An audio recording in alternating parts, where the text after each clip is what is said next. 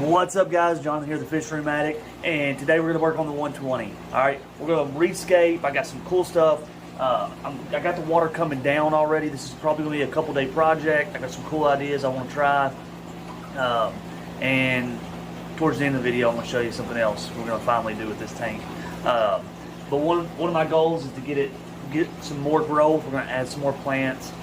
Eventually going to probably add a little bit more stocking. I got a couple fish I want to put in there. It's just a community tank, so it's got right now it's got a couple angelfish, barbs, white cloud minnows, a couple plecos, kind of a catch-all. But it does really well. I think there's a few paradise drummies in here.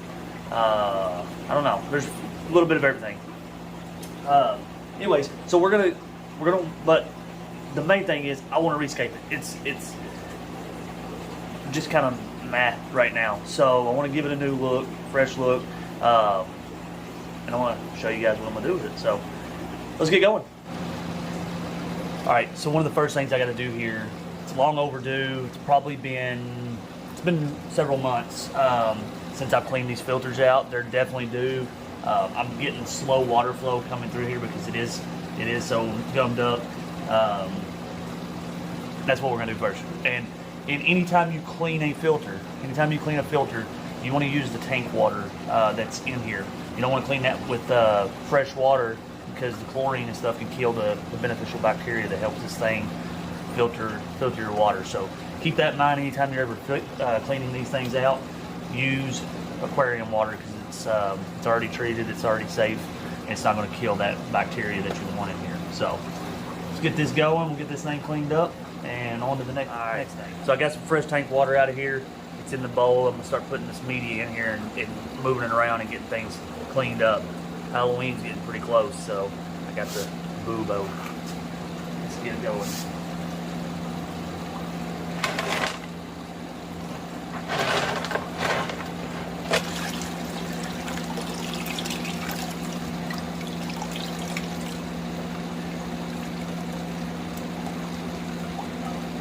So another little note on these, you want to try to keep this, you don't want to leave this out of the water for a long time, because there again, you can kill that beneficial bacteria if it gets too dry, and just sets you back because it kind of basically you have to restart your cycle again in your tank. It could cause ammonia spikes or something like that. So you want to try to keep these wet and try not to leave them out of the tank for a long period of time.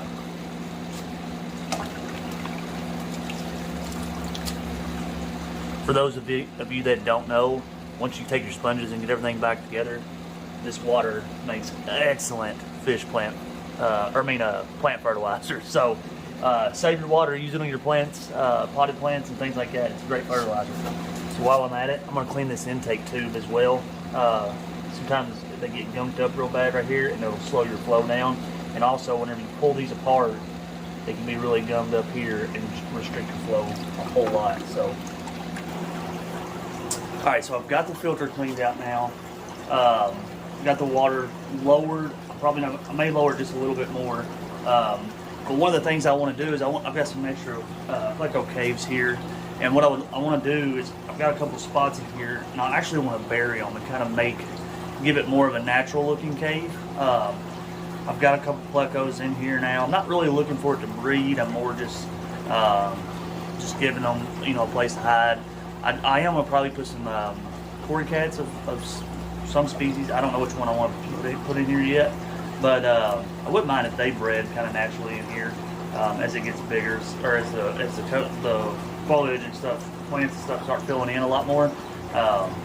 Those fry maybe will make it in there then. But anyway, I just think it'd be a cool little feature to have kind of a built-in cave look to it. So I'm gonna work on that for a minute. I'm also gonna have to try to move some rock around a little bit. I want to add a little bit of sand throughout the feature as well. So that's what I'm gonna do now. Let's go.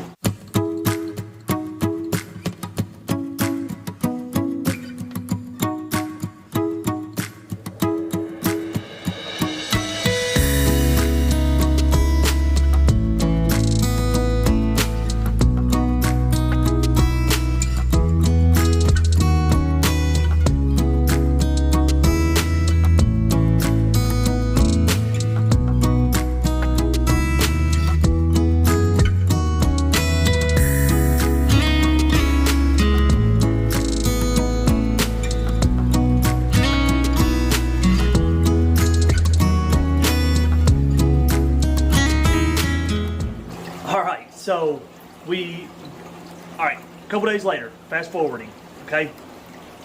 I got the tank done the other night.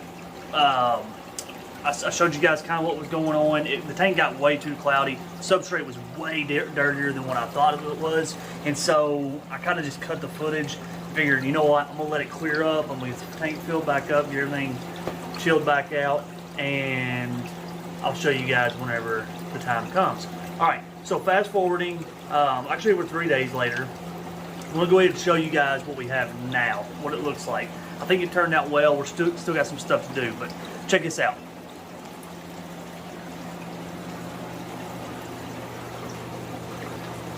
So, if you remember, I added this piece of driftwood here, okay? I did have to lay this, that rock is only temporary. I should have soaked this driftwood prior to this, and I didn't. It's kind of a spur of the moment. I kind of like that it's got this little tunnel underneath there too. It's pretty cool. They actually swim through it. So anyway, I got the Anubias moved. I got it kind of going. I'm gonna let it grow up onto that piece of driftwood as it waterlogs. I got this little section here is filled in now. We'll have some plants coming up out of this after it's said and done.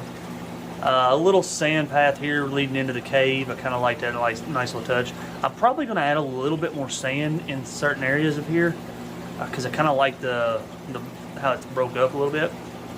But anyways, that's the start of the Rescape of the 125.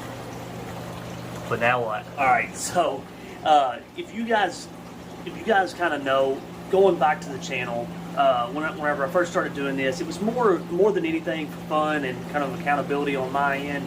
But also, the hobby is really expensive, right? And it's just it can really get into your pocket. And so the more DIY type stuff that you can do, the better off you are. One of the other ways that I saved a lot of money was in the beginning is setting up low-tech tanks, right? You don't have to have CO2, you don't have to have as much going on with a low-tech tank as you do a high-tech tank.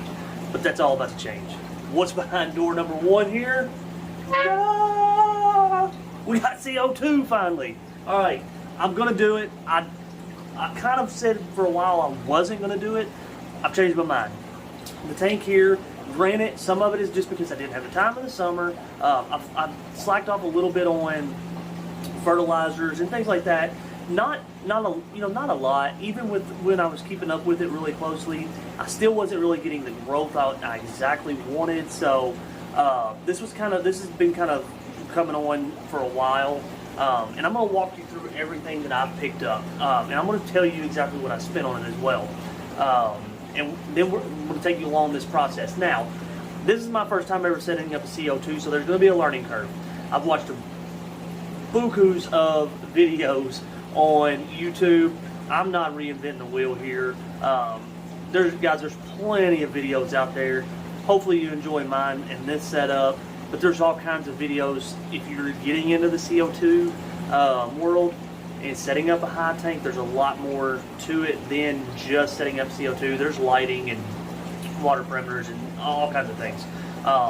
So do some research. I'm not going to go through every single bit, but we are going to set this whole setup today, and I'm going to show you how I do it. So first up, I want to show you guys everything that I did get. Obviously, we had to have a CO2 tank. I picked this up.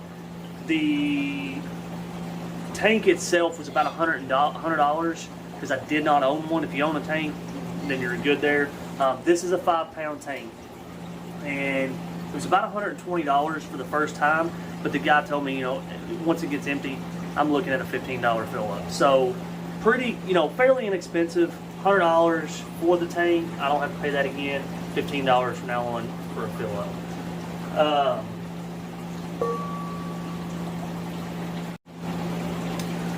All right, so then I got the tank. The next thing that I picked up, I'll go ahead and just go through the car. I got a F-Zone CO2 regulator. Picked this up off of Amazon.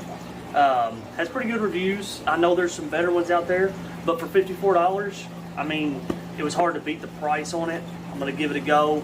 Maybe something I upgrade later on once I've kind of learn the ropes of this thing.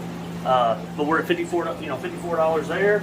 I picked up a diffuser, and I feel like this diffuser is a little bit small. I'm not sure what the others look like, but this is a medium, and maybe I might go ahead and get a large on the way. But you're at $16.50 for a diffuser, and then I also went ahead and got a drop checker, which came in a kit with the solution that I needed for it, and this was another $17. So all in all, and then I'm going to put a check valve on it, so whenever it kicks off with the lights, water can't come back down and get in, take all that time, have to push all that water back out. And of course I already have quite a bit of line from just all my other projects, air tubing and everything. So I already had these things. So as far as cost, not cheap.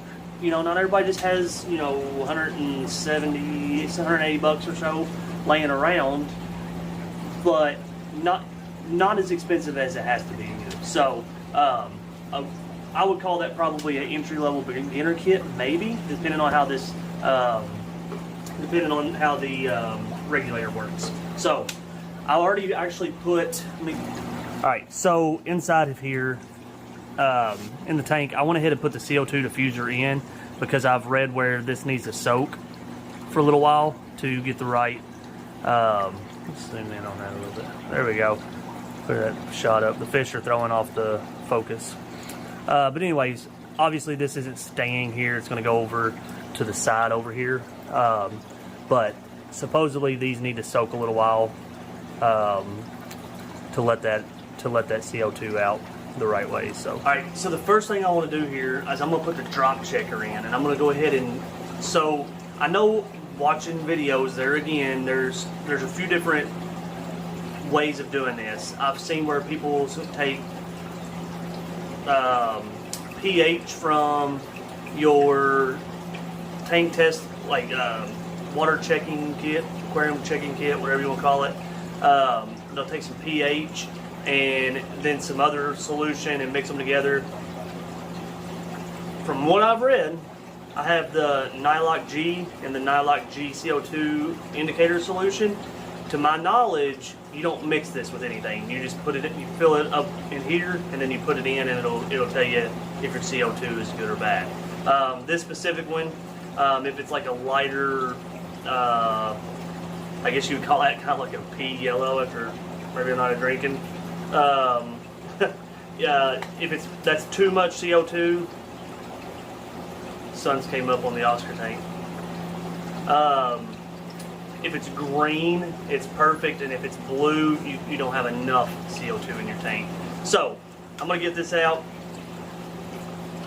It's got little directions on the side you can read. It does say you're gonna fill the checker half to 2/3 full.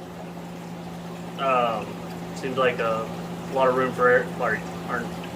Yeah, I don't feel like you can make a mistake there. Half to 2/3 seems like a lot. So lightly tap the dropper to check it. You get it in there, and then you submerge it and wait 2 hours.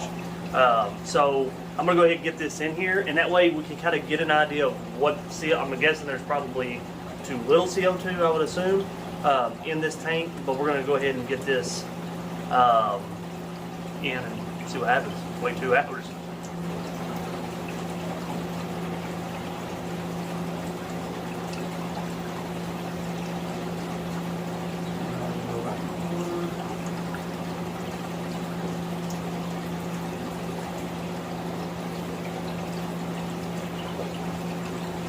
I add just a little bit more to that. Cool, maybe. Alright, that should do it.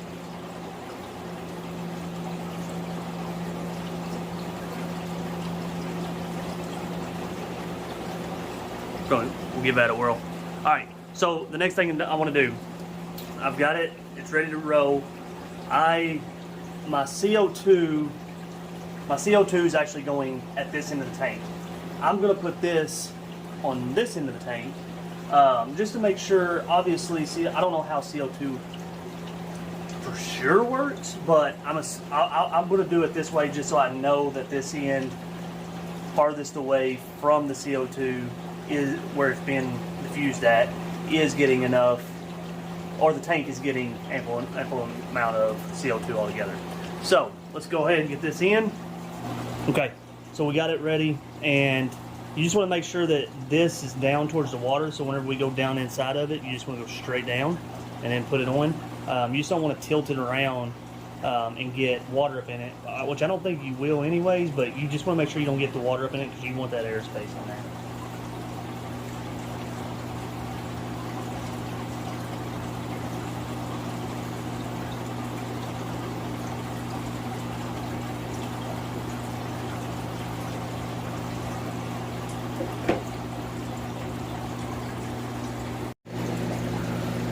All right, so we're about an hour in. This thing changed pretty quickly to a pretty dark blue. So I'm gonna guess we need some, according to the chart, we've definitely got to have some CO2 in here. So it's not got what it says we need. So, which is fortunate for us because we have CO2. So I think the fish are all, which I think they think they're getting fed, so now they're over here, but they've been investigating it quite a bit, trying to figure out what's going on there. All right, so next step, we are going to go on, and I just pulled this actually just a second ago, but we're going to go ahead and get the diffuser. We'll get it installed with, we're going to put a check valve, like I said, up here, and we'll put the check valve just, right up here at the top of the water, at the top of the tank. That way, if it does happen to siphon any water back when it kicks off, it won't go up and down over. So we're going to keep that check valve up here pretty close, and I'll show you that in just a moment. So we'll get that ran, we'll get the line ran, and then next thing we'll do is set the tank up and get her turned on.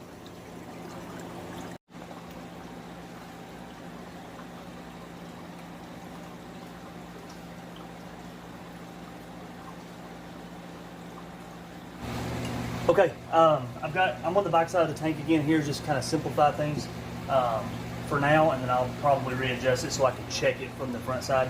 But I got the regulator out of the box. Pretty simple setup. You've got a plug here and a plug that gives you, this is to connect your power cord.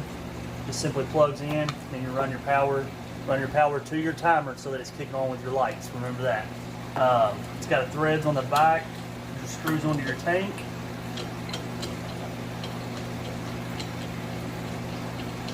Pretty simple here.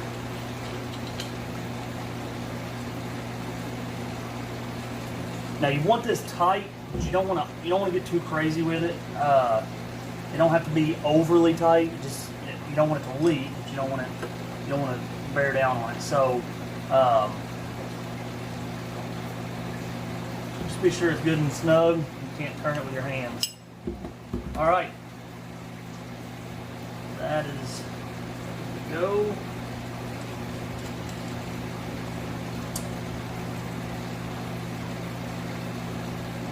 The power tube, or the airline tube, is here.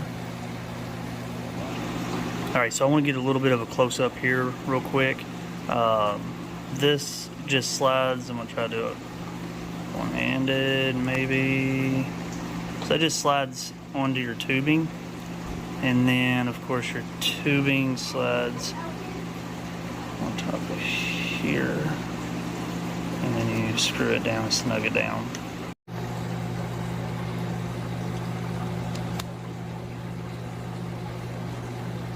Alright, so another thing you want to do is you want to unscrew the top of this. There's a little O-ring there, so be careful not to lose it. And you're just going to put water in there, and it says about 80%, so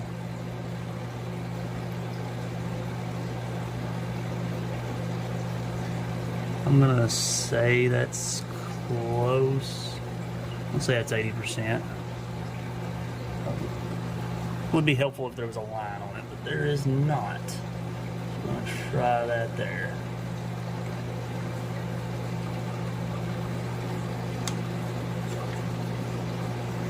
Boom. Okay, so now what you want to do, you're going to slide the top fitting here up. You're going to put that right on top of here. Screw it down. Just make sure you don't cross thread either one of these. That would be bad. And there we go. So you're gonna make sure the valve is off. Next thing you want to do is you're gonna open the tank, and you're gonna open it all the way, it says, so that it shows you how much is in there, which looks like about 1,000 psi on this one. Something else too, I didn't actually catch, but I'll show you guys. It does say you want to put your diffuser as low in the tank as you can. So I did do that. I moved it down a little bit. I may end up having to redo my line, and my check valve is still at the top of the. It's still at the top of the water here, so should be good there and flows down. I may have, in order to move this around any, I may have to adjust it. So let's get some CO2 going in this thing. Alright, so I got the plug or the power cord. We're gonna go ahead and give this bad boy some power, and that gives that power to, again, you want to make sure that's on the timer. We do have power now. Now we want to just set this.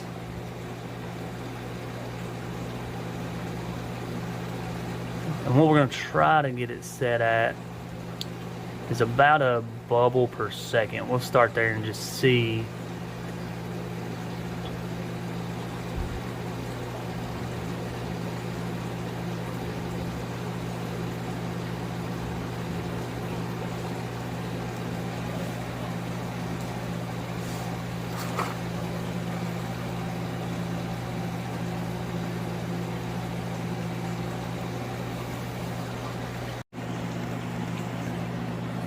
Alright, so we've got it adjusted. I've been letting it run for a little while now. This thing's very, very touchy. But because it is a 125 gallon tank, I am trying to give it a little bit more. I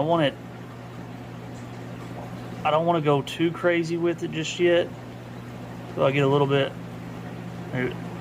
So I'm gonna try it there. So from everything I've read and watched and stuff, it looks like about a drop per second is ideal for up to, say, like a 30 gallon tankish, give or take a little bit.